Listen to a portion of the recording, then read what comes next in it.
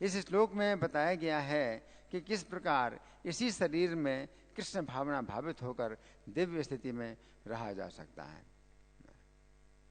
तो वास्तव में हम शरीर के अंदर जो 3 गुणों से बंधे हुए हैं, तो ये बंधन हमारा तभी दूर होता है जब हम कृष्ण भावना भावित होते हैं।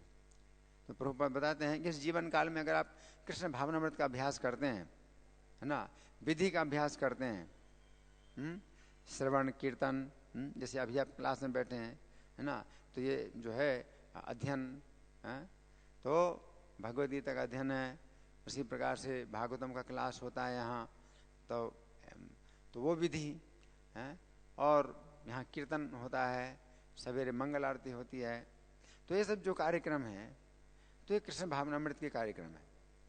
तो इन कार्यक्रमों में करते करते अगर आप पूर्ण कृष्ण भावना भावित हो गए, तो आप फिर 3 गुणों से मुक्त हो गए।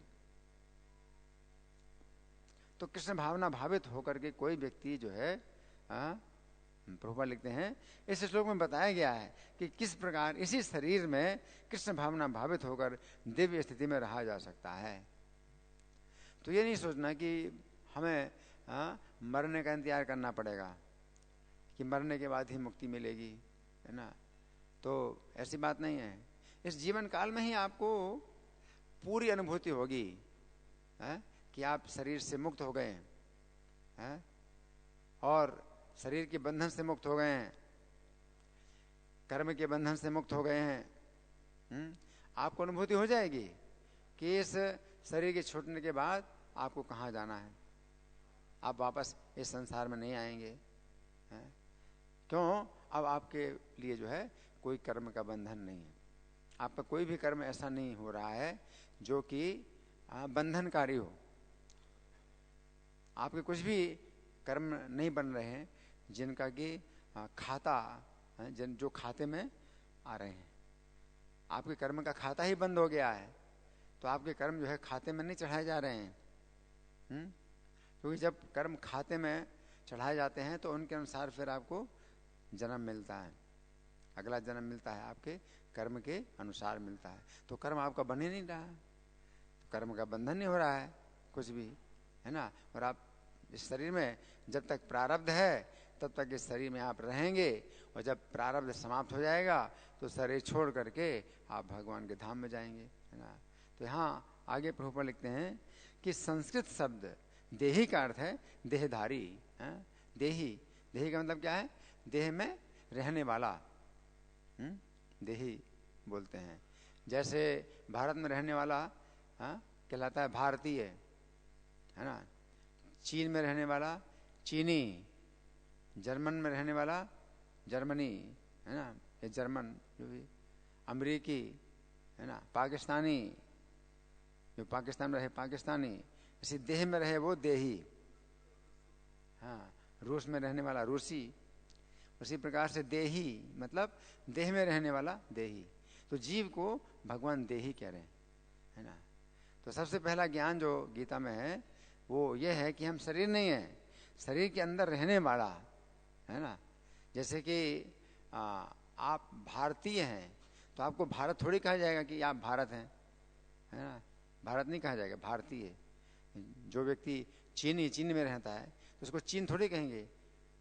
चीन एक देश है, उसके अंदर रहने वाला आदमी चीनी कहलाता है ना। रूस एक देश है, उसमें रहने वाला आदमी रूसी कहलाता है, उसको रूस थोड़ी कहेंगे, रूस देश है वो। तो इसी प्रकार से आप शरीर में रहते हैं तो आप शरीर नहीं बन जाते हैं, शरीर नहीं बन जाते हैं। शरीर में रहने वाला जो जीव है वो इतना छोटा है शरीर की तुलना में, जितना कि भारत की तुलना में भारत में रहने वाला आदमी, भारत में रहने वाला आदमी कितना छोटा है भारत की तुलना में, है ना, कुछ भी नहीं है भारत की तुलना में। उसी प्रकार से शरीर की तुलना में शरीर के अंदर रहने वाला जो जीव है वो बहुत छोटा है। पता है कितना है? जीव का जो आकार है कितना है? बाल की नोक के 10,000 में हिस्से के बराबर। अब सोचिए, बाल की जो नोक है उसमें 10,000 जीवात्मा आ सकते हैं, है ना। अगर इसको पाइप माने, बाल को अगर पाइप माने, तो पाइप की चौड़ाई में 10,000 जीवात्मा आ सकते हैं। इतना छोटा है जीव। तो शरीर की तुलना में जीवात्मा कितना छोटा है, जैसे भारतवर्ष की तुलना में आदमी का साइज। तो यहाँ पर प्रभुपाद लिख रहे हैं कि संस्कृत शब्द देही का अर्थ है देहधारी। यद्यपि मनुष्य इस भौतिक शरीर के भीतर रहता है, लेकिन अपने आध्यात्मिक ज्ञान की उन्नति के द्वारा वह प्रकृति के गुणों के प्रभाव से मुक्त हो सकता है। तो ये जो है एक विज्ञान है कि शरीर के अंदर रहते हुए भी आप शरीर के गुणों से मुक्त हो गए हैं। तो ये शरीर जो है एक प्रकार का जेल खाना है। हाँ, शरीर जो है जेल खाना है, जिसके अंदर जीव को जो है रखा गया है ना। तो जेल खाने के अंदर जब कैदी को रखा जाता है तो उसको बंधन प्राप्त होता है, उसको बंधन प्राप्त होता है और फिर उसको दंड दिया जाता है ना। लेकिन अगर कोई सरकारी आदमी जेल के अंदर आए, हाँ, तो उसको तो वही सुविधाएं मिलेगी। जेल के अंदर भी वही सुविधाएं जो बाहर सुविधाएं, उसके लिए कोई अंतर नहीं है ना। तो इसी प्रकार से जब आप कृष्ण भावना भावित हो जाते हैं तो शरीर के अंदर रहते हुए भी आप को कोई कष्ट नहीं होता है। जैसे जेल के अंदर सरकारी आदमी को कोई बंधन नहीं, कोई कष्ट नहीं मिलता है, तो आप जो है बंधन से मुक्त हो जाते हैं। ये जेल के अंदर जो कैदी है तो उसका भी संबंध अगर राजा से हो जाए, अच्छे संबंध बन जाए राजा के, तो जेल के अंदर रहते हुए भी वो जो है मुक्त है, उससे कोई बंधन नहीं होता है, कोई कष्ट नहीं मिलता है ना। तो कृष्ण भावनामृत की विधि यही है कि कृष्ण के साथ आपने संबंध जोड़ लिया, और कृष्ण जो है क्या है, परमेश्वर हैं, है ना। तो उनकी जो बंधनकारी शक्ति है भौतिक प्रकृति, वो आपको बंधन से मुक्त कर देगी। ये उसी प्रकार से है जैसे कि जेल के अंदर कोई कैदी है, अगर राजा के साथ अच्छे संबंध बना दे तो जेलर जो है फिर उसको जेल के अंदर भी अगर रहे तो उसको बंधन से मुक्त कर दे, जेल के अंदर भी वो सब सुविधाएं प्राप्त करता है ना। तो जेलर क्या है, भौतिक प्रकृति जेलर है, ये शरीर जेल खाना है, और कृष्ण क्या है, भगवान है, परमेश्वर है। तो कृष्ण भावना भावित अगर आप हो जाते हैं तो भौतिक प्रकृति जो है आपको 3 गुणों से मुक्त कर देती है। और जब तक आपके संबंध कृष्ण से नहीं है, अच्छे संबंध नहीं बने कृष्ण के साथ, तो जो भौतिक प्रकृति है आपको 3 गुणों से बांधे रखेगी। और 3 गुणों से बंधे होने के कारण आप शरीर के अंदर रहते हुए आप जन्म, मरण, बुढ़ापा, बीमारी के कष्ट का अनुभव करेंगे, आपको कष्ट का अनुभव होगा, है ना। तो यद्यपि जीव का जन्म मरण नहीं होता है, जीव को बुढ़ापा नहीं आता, जीव को बीमारी नहीं होती, शरीर के अंदर ही, शरीर में ही बुढ़ापा, बीमारी, जन्म मरण होता है। लेकिन जीव को जन्म का कष्ट मिलता है, मृत्यु का कष्ट मिलता है, बुढ़ापे का कष्ट मिलता है, बीमारी का कष्ट मिलता है, जीव को मिलता है। क्यों? शरीर से बंधा है, शरीर से बंधा होने के कारण, है ना। तो यहाँ प्रभुपाद आगे लिखते हैं, वह इसी शरीर में आध्यात्मिक जीवन का सुखोपभोग कर सकता है, क्योंकि शरीर के बाद उसका वैकुंठ जाना निश्चित है। लेकिन वो इसी शरीर में आध्यात्मिक सुख उठा सकता है। दूसरे शब्दों में कृष्ण भावनामृत में भक्ति करना भव पाश से मुक्ति का संकेत है, और अध्याय 18 में इसकी व्याख्या की जाएगी। जब मनुष्य प्रकृति के गुणों के प्रभाव से मुक्त हो जाता है तो वह भक्ति में प्रविष्ट होता है। तो यहाँ प्रभुपाद का तात्पर्य समाप्त हुआ। अब हम सुनेंगे श्री भगवान ने कहा पुस्तक में जो इस श्लोक की व्याख्या हुई है, तो आप लोग बड़े ध्यान से सुने। पिछले श्लोक में श्री कृष्ण ने बताया था, पिछले श्लोक में श्री कृष्ण ने बताया था कि जो व्यक्ति श्री कृष्ण की भक्ति के अंतर्गत भाव के धरातल तक आ जाता है वो प्रकृति के 3 गुणों से ऊपर उठ जाता है। उस समय अर्जुन के मन में जिज्ञासा उत्पन्न हुई कि जो व्यक्ति भक्ति के अंतर्गत भाव के धरातल तक आ जाता है वो क्या इसी जीवन में सुख प्राप्त कर सकता है? अर्जुन के मन में हुआ। अर्जुन ने बोला कुछ नहीं, अर्जुन के मन में ये विचार आया, ये प्रश्न उठा, हाँ, कि क्या इसी जीवन में वो सुख प्राप्त कर सकता है अथवा वह शरीर को छोड़ने के बाद ही सुख प्राप्त करता है? अंतर्यामी होने के कारण श्री कृष्ण अर्जुन के मन की जिज्ञासा को समझ गए। अतः उन्होंने इस श्लोक में बताया है कि भाव के धरातल पर व्यक्ति श्री कृष्ण की भक्ति का सुख इसी जीवन में प्राप्त करने लगता है, फिर शरीर छोड़ने के बाद उसे सुख प्राप्त होगा, इसमें कोई संशय नहीं है। तो इस श्लोक की प्रथम पंक्ति के शब्द हैं गुणान एतान अतीत त्रीन देहि देह समद्भवान, अर्थात देहधारी जीव देह को उत्पन्न करने वाले तीन गुणों को लांघ जाता है। तो यहाँ पर श्री कृष्ण कह रहे हैं कि देही अर्थात जीवात्मा तीन गुणों से अतीत हो जाता है। तो यहाँ पर श्री कृष्ण जीवात्मा के लिए देही शब्द का प्रयोग कर रहे हैं। देही शब्द का अर्थ है ऐसा जीव जो देह के अंदर स्थित है तथा जो अभी देह से बाहर नहीं निकला है। तो यहाँ पर श्री कृष्ण बताना चाहते हैं कि जिस समय व्यक्ति भक्ति के अंतर्गत भाव के धरातल पर आ जाता है उस समय वो अपने देह में स्थित होते हुए भी तीन गुणों के बंधन से मुक्त हो जाता है। ये उसी प्रकार है जिस प्रकार जेल के अंदर स्थित कैदी राजा के संपर्क में आ जाता है, उस समय वो जेल के अंदर रहते हुए भी जेल के बंधन से तथा जेल की यातना से मुक्त हो जाता है। अब वो जेल के अंदर रहे अथवा जेल के बाहर रहे उसके लिए कोई भी अंतर नहीं होता है। तो यहाँ पर श्री कृष्ण तीन गुणों के विषय में देह समद भगवान इस पद का प्रयोग कर रहे हैं। देह समद भगवान इस पद का अर्थ है देह को उत्पन्न करने वाले। इसका अर्थ है कि वास्तव में तीन गुण ही देह को उत्पन्न करते हैं। ये तीन गुण ही देह को उत्पन्न करते हैं। गीता 13:22 में श्री कृष्ण कहते हैं कि प्रकृति में स्थित जीव जिन गुणों को भोगता है वही गुण जीव को अच्छे अथवा बुरे शरीर में जन्म देते हैं। यदि जीव तीन गुणों में से सत्वगुण का अधिक भोग करता है तो उससे अगले जन्म में ऐसा शरीर प्राप्त होता है जिसमें सत्वगुण की अधिकता होती है। यदि जीव तीन गुणों में रजोगुण का अधिक भोग करता है तो उसे अगले जन्म में ऐसा शरीर प्राप्त होता है जिसमें रजोगुण की अधिकता होती है। यदि जीव तीन गुणों में से तमोगुण का अधिक भोग करता है तो उसे अगले जन्म में ऐसा शरीर प्राप्त होता है जिसमें तमोगुण की अधिकता होती है। तो यहाँ पर श्री कृष्ण कह रहे हैं कि जिस समय जीव भक्ति के अंतर्गत भाव के धरातल पर आ जाता है उस समय वो तीन गुणों से अतीत हो जाता है। इसका अर्थ है कि जीव पहले तीन गुणों के द्वारा देह से बंधा हुआ था, परंतु इस समय वो देह के अंदर रहते हुए भी तीन गुणों के द्वारा देह से नहीं बंधा हुआ है। जिन तीन गुणों के द्वारा उसका देह उत्पन्न हुआ है वे तीन गुण उसकी देह को कर्म में लगाते हैं, परंतु वो जीव तीन गुणों से मुक्त होने के कारण अपनी पहचान ना तो देह से करता है और ना ही देह से होने वाले कर्मों से करता है। अब इस समय वो तीन गुणों में से किसी भी गुण को नहीं भोग रहा है तथा इस देह को छोड़ने के बाद वो पुनः तीन गुणों वाला देह नहीं प्राप्त करेगा बल्कि आध्यात्मिक देह प्राप्त करेगा जिसमें जन्म मृत्यु का बंधन नहीं है। इस श्लोक की अगली पंक्ति के शब्द हैं जन्म मृत्यु जरा दुख है विमुक्तः अमृतम अश्नुते, अर्थात वो जन्म मृत्यु बुढ़ापा के दुखों से छूटकर अमृत का आस्वादन करता है।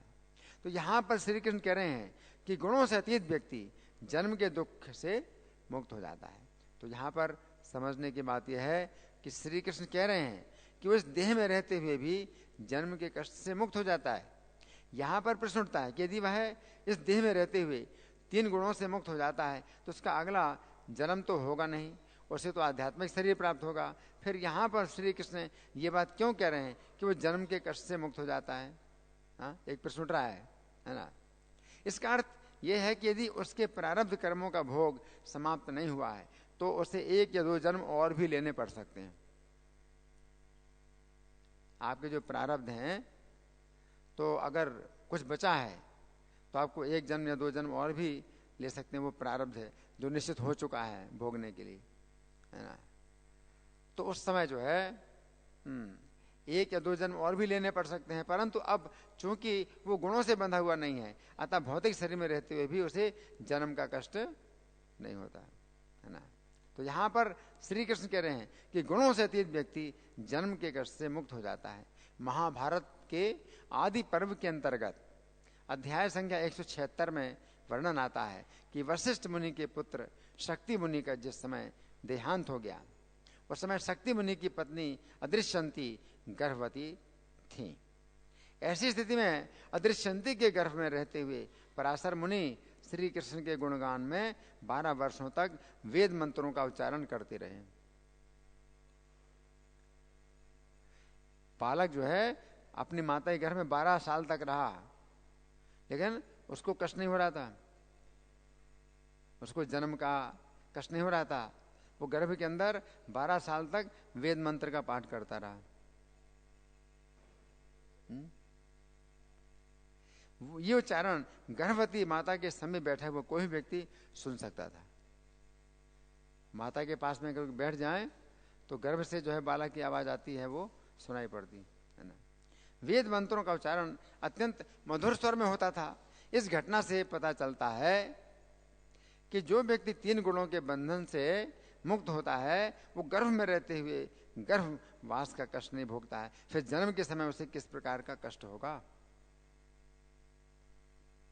एक तो गर्भ में जो बच्चा होता है उसको बहुत कष्ट होता है ना, और फिर गर्भ से जब बाहर निकलता है, जन्म होता है तो वो कष्ट होता है। तो गर्भ में तो बहुत कष्ट है और जन्म में बहुत कष्ट है। तो गर्भ में अगर कोई कष्ट नहीं है और वो आराम से जो है वेद मंत्रों का पाठ कर रहा है बच्चा, तो जन्म के समय क्या कष्ट होगा उसको, है ना। तो यहाँ पर श्री कृष्ण कह रहे हैं कि गुणों से अतीत व्यक्ति मृत्यु के कष्ट से मुक्त हो जाता है।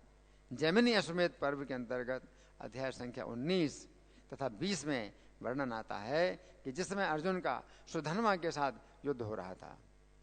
अर्जुन का किसके साथ युद्ध हो रहा था? सुधन्वा के साथ युद्ध हो रहा था। उस समय अर्जुन के बाण से सुधन्वा का मस्तक कट गया। सुधन्वा को वो कटा हुआ सिर आनंद के साथ केशव, राम, नरसिंह आदि श्री कृष्ण के नामों का उच्चारण करता हुआ तुरंत ही श्री कृष्ण के चरणों में गिर पड़ा। सिर कटा है ना, तो वो जो है बोल रहा है, सिर भगवान के नाम बोल रहा है और कृष्ण के चरणों में गिर पड़ा। उधर उसका धड़ युद्ध भूमि में घोड़ों, रथों, हाथियों को पकड़कर वेग पूर्वक पटकने लगा। शरीर जो है युद्ध कर रहा है, अर्जुन की सेना को ध्वस्त कर रहा है, और सिर जो है कट के कृष्ण के चरणों में गिर पड़ा। अर्जुन की सेना को मार रहा है उसका शरीर, है ना। तो कहाँ मरने का कष्ट कहाँ है? मृत्यु का कष्ट कहाँ है? इस प्रकार सुधन्वा के उस धड़ ने अर्जुन की बहुत सी सेना का संहार कर डाला। तब भगवान केशव ने अपने चरणों में पड़े हुए सुधन्वा के सुंदर मुख वाले सिर को देखते हुए उसे अपने दोनों हाथों से उठा लिया। भगवान ने उठा लिया उसका सिर। इतने में ही शक्तिशाली सुधन्वा के मुख से एक ज्योति निकली और तुरंत ही श्री कृष्ण के मुख में समा गई। भगवान ने ऐसे मुख किया, उसके मुंह से ज्योति निकली और भगवान के मुख में समा गई। इस घटना से ये पता चलता है कि गुणों से अतीत व्यक्ति को मृत्यु का कोई कष्ट नहीं होता है। सुधन्वा को मृत्यु के समय कोई कष्ट नहीं हुआ। जिस समय उसका सिर कटने वाला था उस समय उसने अपने हृदय में स्थित जीवात्मा को अपने सिर में स्थानांतरित कर दिया।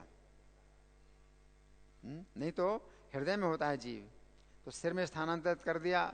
तथा जिस समय उसके कटे हुए सिर को श्री कृष्ण ने अपने हाथों में लिया, उस समय सुधन्वा के मुख से जीवात्मा निकलकर श्री कृष्ण के मुख में समा गया। तथा इस प्रकार सुधन्वा को आध्यात्मिक शरीर प्राप्त हुआ तथा वह वैकुंठ में चला गया, है ना। तो यहां पर श्री कृष्ण कह रहे हैं कि गुणों से अतीत व्यक्ति बुढ़ापे के कष्ट से मुक्त हो जाता है। श्रील प्रभुपाद के जीवन चरित्र में हम देखते हैं कि उन्होंने 69 वर्ष की अवस्था में हरे कृष्ण आंदोलन को फैलाने के लिए अकेले अमेरिका के लिए प्रस्थान किया। सोचिए 69 69 साल की अवस्था में अकेले अमेरिका गए, और पैसा भी नहीं पास है ना। अपने जीवन के अंतिम 12 वर्षों में उन्होंने 14 बार संपूर्ण पृथ्वी का भ्रमण किया। आप सोचिए अगर बुढ़ापे का कष्ट होता तो क्या प्रभुपाद अकेले जाते हैं? तथा 108 मंदिरों की स्थापना की, 69 साल से लेके 12 साल और, है ना। हाँ, उन्होंने हजारों की संख्या में शिष्य बनाए। उन्होंने अपने शिष्यों को भक्ति का प्रशिक्षण दिया। उन्होंने 70 से भी अधिक ग्रंथों की रचना की। उन्होंने वैदिक समाज के आधार पर 2000 एकड़ से भी अधिक क्षेत्र में नव वृंदावन की स्थापना की और अत्यंत समृद्ध कृषि क्षेत्र भी स्थापित किया। उन्होंने डल्लास, टेक्सास में गुरुकुल विद्यालय की स्थापना की और पश्चिमी देशों में प्राथमिक और माध्यमिक शिक्षा की वैदिक प्रणाली का भी सूत्रपात किया। इस प्रकार हम देखते हैं कि गुणों से अतीत होने के कारण श्रील प्रभुपाद को वृद्धावस्था का कोई कष्ट नहीं था। तभी तो वे अपनी वृद्धावस्था के होते हुए भी हजारों युवकों का कार्य कर सके। प्रभुपाद ने जो कार्य किया वृद्धावस्था में, हजारों युवक मिलकर के भी काम नहीं कर सकते उतना इतना कर रहे, तो कहाँ वृद्धावस्था का कष्ट है। यहां पर श्री कृष्ण कह रहे हैं कि गुणों से अतीत व्यक्ति इस जीवन में ही अमृत का आस्वादन करता है। तो यहां पर अमृत का अर्थ है श्री कृष्ण की लीलाओं का अमृत। परीक्षित महाराज के जीवन चरित्र में हम देखते हैं कि उन्होंने अपने जीवन की अंतिम अवस्था में भी श्री कृष्ण कथा के अमृत का आस्वादन किया। उन्हें पता था कि 7 दिनों में उनकी मृत्यु होनी है, परंतु उन्हें मृत्यु का कोई भय नहीं था और वे 7 दिनों तक रात दिन श्री कृष्ण कथा के अमृत का आस्वादन करते रहे। अब किसी को पता चले भाई 7 दिन मरने वाला है ना, तो उसका किसी काम में मन नहीं लगेगा, है ना। लेकिन परीक्षित महाराज को जब पता चला कि 7 दिनों में उनकी मृत्यु होने वाली है तो बड़े उत्साहित हुए। ये तो अच्छा अवसर है कृष्ण कथा सुनने का। उन्होंने अपने राज्य का भार अपने पुत्र को सौंपा और गंगा के किनारे आ गए और 7 दिन तक श्रीमद् भागवत सुना, है ना।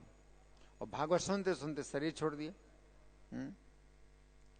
तो भागवत 10:1-14 में वे श्री सुखदेव गोस्वामी से कहते हैं, हे मुनिवर, चूंकि मैं आपके मुख से निकले हुए श्री कृष्ण कथा के अमृत को पी रहा हूं, अतः भोजन और पानी का त्याग करने के बावजूद भी मुझे भूख की कोई बाधा नहीं हो रही है। ऐसा अमृत का ये मतलब होता है। अगर अमृत मिल जाए तो भूख प्यास से कोई बाधा नहीं होगी। आप कुछ भी ना खाएं तो भी कोई बाधा नहीं होगी। आप एक बूंद पानी ना पिए तो भी कोई बाधा नहीं होगी। तो परीक्षित महाराज श्रीमद् भागवत सुन रहे थे तो वो कृष्ण कथा का अमृत है और उसको कानों से पी रहे थे। तो इसलिए सुखदेव गोस्वामी से कहते हैं कि 7 दिन तक जो है मैंने ना कुछ खाया है ना पिया है, लेकिन मुझे भूख और प्यास की कोई बाधा नहीं हो रही, क्योंकि मैं आपके मुख से निकला हुआ कृष्ण कथा का अमृत अपने कानों से पी रहा हूं, है ना। तो परीक्षित महाराज स्वयं कहते हैं कि मुझे भूख की कोई बाधा नहीं हो रही है। इस घटना से पता चलता है कि परीक्षित महाराज चूंकि गुणों से अतीत थे, इसलिए वे भूख की बाधा से रहित होकर श्री कृष्ण कथा के अमृत का आस्वादन कर रहे थे। गीता 10:9 में श्री कृष्ण कहते हैं कि जो लोग गुणों से अतीत हो जाते हैं वे श्री कृष्ण में ही अपना चित्त लगाए हुए तथा श्री कृष्ण में ही अपना जीवन अर्पित किए हुए एक दूसरे के द्वारा श्री कृष्ण कथा का ही अमृत प्राप्त करते हैं तथा एक दूसरे को श्री कृष्ण के विषय में ही बताते हैं। तो ये अमृत है। एक दूसरे को जो है कथा का अमृत प्रदान करते हैं और एक दूसरे से कथा का अमृत पीते हैं। पीना और पिलाना, अमृत पिलाते हैं, अमृत पीते हैं। एक दूसरे को अमृत पिलाते हैं और एक दूसरे से अमृत पीते हैं। तो मुंह से निकालते हैं अमृत और कानों से पिलाते हैं, है ना। और दूसरों के मुंह से निकला हुआ अमृत अपने कानों से पीते हैं, है ना। तो जन्म मरण बुढ़ापा का जो है कोई कष्ट नहीं होता है, क्योंकि वो अमृत पीते हैं।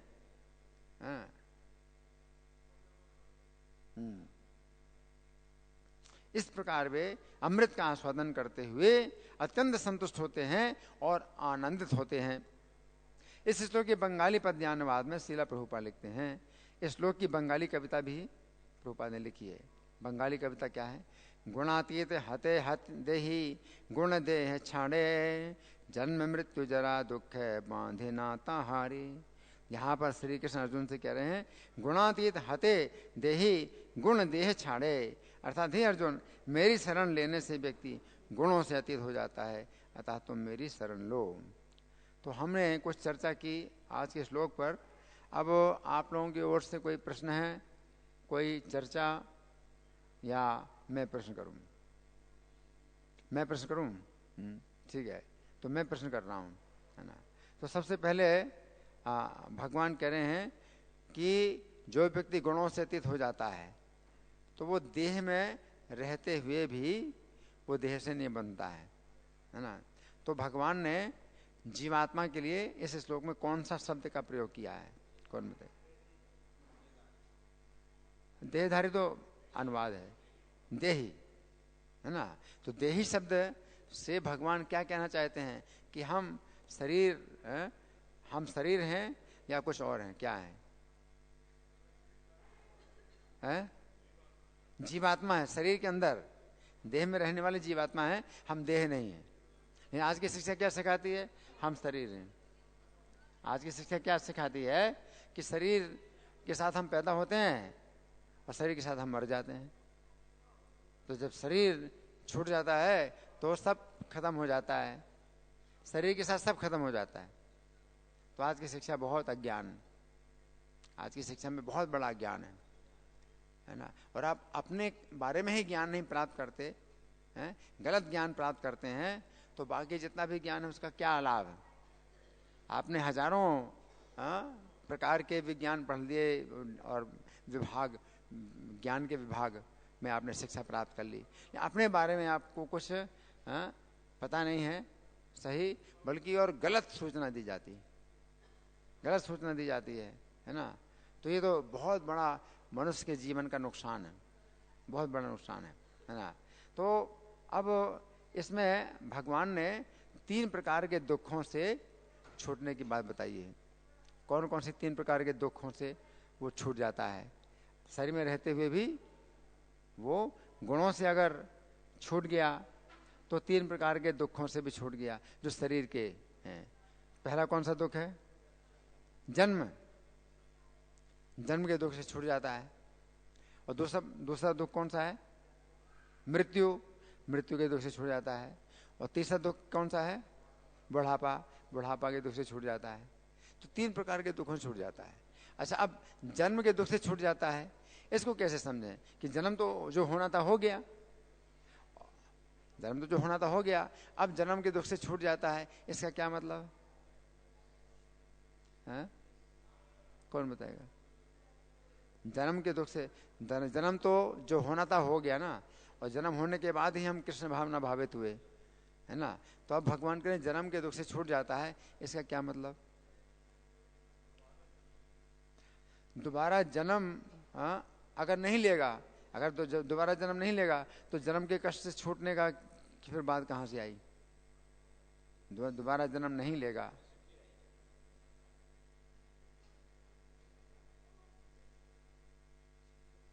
है?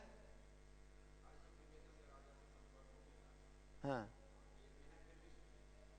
नहीं, लेकिन यहाँ पर जन्म की जो बात आई कि दोबारा मतलब जन्म के घर से छूट जाता है, तो जन्म तो अब होना नहीं उसका, और जो जन्म होना था वो तो हो चुका, तो जन्म के घर से छूट जाता है, इसका क्या अर्थ है? इसको कैसे समझेंगे? कौन बताएगा? कोई नहीं? तो इसमें हमने समझाया है इस पुस्तक में कि कई बार ऐसा भी होता है कि आप इस शरीर में पूर्ण कृष्ण भावना भावित हो गए और आपके कोई नए कर्म नहीं बन रहे, लेकिन आपके प्रारब्ध जो है अभी कुछ बचे हैं, तो आपको 1 जन्म या 2 जन्म और भी होगा। ऐसी स्थिति में जब दोबारा शरीर का जन्म होगा तो आपको कष्ट नहीं होगा, है ना। तो इसका उदाहरण हमने क्या दिया? कोई कृष्ण भावना भावित व्यक्ति था जिसको जन्म का कष्ट नहीं हो रहा था, तो पराशर मुनि माता के घर में थे, 12 साल तक वेद मंत्र का पाठ करते रहे, तो कृष्ण भावना भावित, तो कृष्ण भावना भावित होते हुए भी अगर कोई जन्म लेगा तो वो जन्म के दुख से नहीं बंधेगा, है ना। इसलिए हम रोज सिख शास्त्र में गाते हैं, मम जन्मनि जन्मनि ईश्वरे भवतात भक्ति रहे तो गीत ही, कि जन्म जन्म हमें जन्म की कोई चिंता नहीं है कि हमारा जन्म होगा, हमें जन्म की कोई चिंता नहीं है हमारा जन्म हो, लेकिन आप क्या है तो कि भक्ति बनी रहे तो हम क्या रहेंगे, गुणों से मुक्त रहेंगे, और गुणों से मुक्त रहेंगे तो जन्म हो तो हमें कोई चिंता नहीं, तो हमें कोई शिकायत नहीं है कि कोई भी जन्म हो, है ना, हम गुणों से मुक्त रहेंगे, है ना। तो जन्म का जो है दुख से वो छूट जाता है। अब दूसरा है मृत्यु, मृत्यु के कष्ट से भी छूट जाता है। इसमें हमने किसका उदाहरण दिया, सुधन्वा, अर्जुन ने सुधन्वा का सिर काटा, है ना। तो जब सिर काटा तो क्या हुआ, कटा हुआ सिर क्या हुआ, हाँ कृष्ण के चरणों में गिरा, और बोलते हुए हंसते हुए, कोई सिर कटे तो कोई हंसेगा क्या, वो तो हंस रहे हैं, कटा हुआ सिर हंस रहा है, और कृष्ण राम गोविंद नरसिंह नामों उच्चारण करते हुए वो कृष्ण के चरणों में गिरा। कृष्ण के चरणों में कैसे गिर सकता है, किसी का सिर कटेगा तो कहाँ गिरेगा, नीचे ही गिरेगा, हाँ? वो तो जो है वो छल करके कृष्ण के चरणों में आया, इतनी शक्ति कहाँ से आ गई, मृत्यु का कष्ट ही नहीं, इसलिए सिर जहां चाहे वहां जा सकता है। और धड़ भी जो है उसमें भी शक्ति है। धड़ क्या कर रहा था, है? हाँ, अर्जुन की सेना को मार रहा है और फिर भगवान ने क्या किया, उसका सिर उठाया, उसका सिर अपने चरणों से उठाया और अपने सामने रखा, और क्या हुआ, उसके मुख से जो ज्योति है निकली, भगवान के मुख में समा गई, और वो इस प्रकार से वैकुंठ चला गया। तो ये मृत्यु का कष्ट का जो उदाहरण है कि मृत्यु का कष्ट नहीं होता है, इसका एक उदाहरण है। तो जन्म और मरण। अब तीसरा है बुढ़ापे का कष्ट, इसका उदाहरण क्या, शिला प्रभुपाद कितने साल की उम्र में अमेरिका गए थे, 69 साल की अवस्था में, सोचिए 69 साल की अवस्था में गए अमेरिका, और उनका कोई संपर्क नहीं, और उनके पास में पैसे नहीं है, 40 रुपए है तो कुछ भी नहीं है, 40 रुपए क्या है, अमेरिका जाए 40 रुपए लेकर के, तो हंसी की बात है कि 40 रुपए लेके अमेरिका जा रहे हैं, 40 रुपए लेके गए, और 40 रुपए लेके भी वापस आए भारत में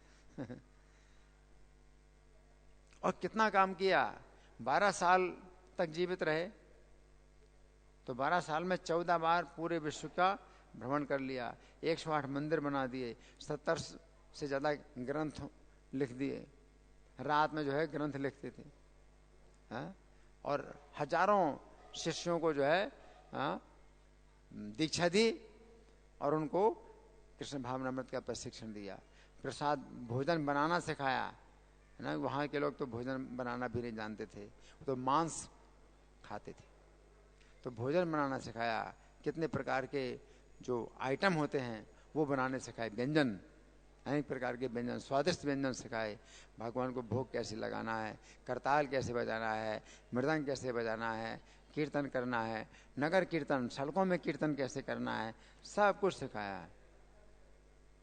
वहाँ के लोग तो ना बैठना जानते थे ना खड़े होना जानते थे, उनको बैठना खड़े होना भी सिखाया प्रभुपाद ने।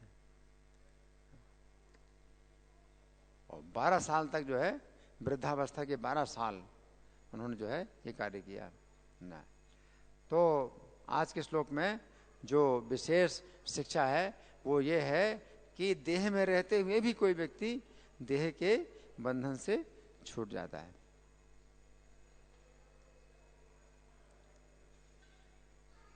तो इसका मतलब क्या है कि शरीर के कारण जीव को कष्ट नहीं मिलता है। शरीर के कारण जीव को कष्ट नहीं मिलता है। कष्ट किसके कारण मिलता है? गुणों के कारण। 3 गुण हैं, 3 गुणों से अगर बंधा है जीव तो उसको कष्ट का अनुभव होता है। और अगर बंधा नहीं है तो उसे कष्ट का अनुभव नहीं होता है। जैसे उदाहरण नारियल है, तो नारियल में जो अंदर गिरी होती है, अगर वो चिपकी है नारियल से तो नारियल को फोड़ेंगे तो वो भी फूटेगी, गिरी भी फूटेगी, है ना। नारियल को तोड़ेंगे तो वो अंदर का गिरी भी टूटेगी। लेकिन अगर वो नारियल सूख जाता है तो अंदर जो गिरी होती है वो अलग हो जाती है नारियल से, है ना। नारियल को आप तोड़ते हैं और गिरी साबुत की साबुत निकल आती है ना।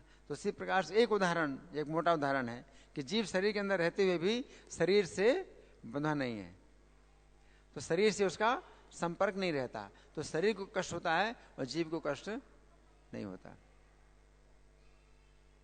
तो जो बद्ध जीव हैं उनकी तुलना हम कर सकते हैं कच्चे नारियल से। जो बद्ध जीव हैं वो कच्चे नारियल के समान है, और जो मुक्त जीव हैं, जीवन मुक्त जीव हैं, वो पके सूखे नारियल के समान है ना। तो अगर आप कृष्ण भावनामृत का अभ्यास करते हैं तो कच्चा नारियल क्या हो जाता है? सूखा नारियल हो जाता है ना। आप जो है कृष्ण भावनामृत का अभ्यास करोगे तो 3 गुणों से आप छूट जाएंगे, तो सूखे नारियल की तरह, है ना। तो सूखे नारियल को जो है आप मारते हैं, पीटते हैं, अंदर जो है वो जो गिरी है वो सुरक्षित रहती है, उसको चोट नहीं लगती, है ना। तो इस तरह से है ना। और कोई प्रश्न किसी का?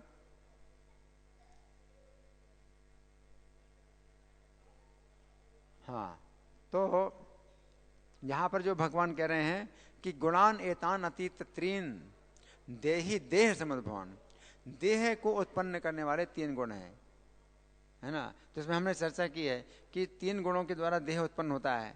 तो कैसे देह उत्पन्न होता है? 3 गुणों के द्वारा।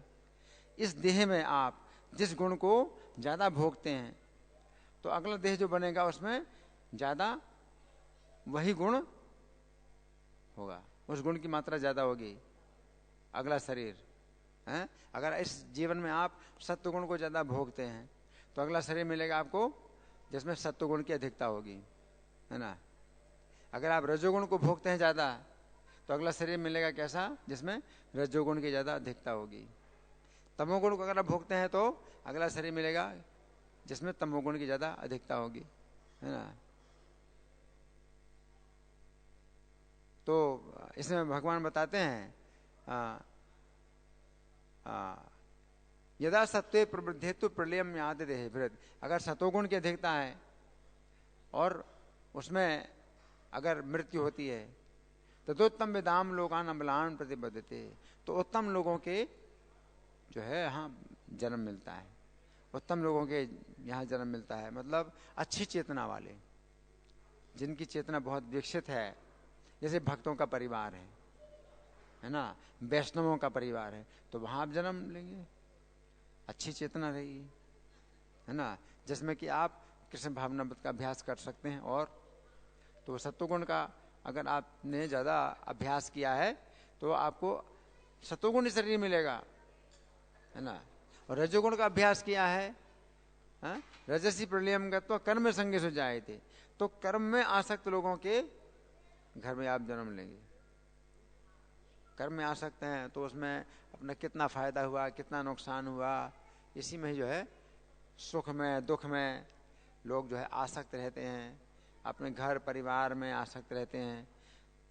तो रजोगुणी लोगों के बीच में आप जन्म लेंगे। और तमोगुण में अगर देह छूटता है, जघन्य गुण वृत्तिस्ता धो गच्छन्ति तामसा, तो तमोगुण में अगर शरीर छोड़ता है, तमोगुण की अधिकता में, तो कैसा शरीर मिलता है? अधोगच्छन्ति, अधोगति प्राप्त होती है। नहीं, वृक्ष का भी शरीर मिल सकता है, वृक्ष का शरीर मिल सकता है। तमोगुण में क्या होता है? वृक्ष। हाँ, चेतना बिल्कुल अचेत है, अनकॉन्शियस है ना, बेहोशी की हालत है वृक्षों की। और भी जैसे सर्प हैं और कीड़े मकोड़े, मकड़ी हैं, छिपकली हैं, ये सब क्या है? तमोगुण। तो तमोगुण की अधिकता अगर आपके इस जीवन में रहती है, तमोगुण को ज्यादा भोगते हो, तो आपको जो तमोगुणी शरीर मिलेगा, है ना। और अगर आप कृष्ण भावना भावित रहते हैं तो तीनों गुणों से ऊपर, अगर कृष्ण भावना भावित रहते हैं तो फिर आपको ना तमोगुणी शरीर मिलेगा, ना रजोगुणी शरीर मिलेगा, ना सतोगुणी शरीर मिलेगा, आध्यात्मिक शरीर मिलेगा। आध्यात्मिक शरीर वहां भगवान के धाम में मिलता है, और वहां पर जन्म मरण बुढ़ापा बीमारी होता ही नहीं। यहां तो इस शरीर में होता है और आपको कष्ट नहीं होता, लेकिन वहां पर तो शरीर ऐसा मिलता है जिसमें जन्म मरण बुढ़ापा बीमारी होते ही नहीं, तो वो आध्यात्मिक शरीर प्राप्त होता है ना। तो जो आध्यात्मिक शरीर प्राप्त होता है वो कृष्ण की सेवा के लिए होता है। उस आध्यात्मिक शरीर से आप कृष्ण की सेवा करते हैं, है ना। तो वो हमारा जो है असली घर है। इसलिए प्रभुपाद ने उसको क्या कहा? Back to Godhead. पत्रिका का नाम दिया back to Godhead. Back to Godhead का मतलब है भगवान के धाम में वापस लौटना है।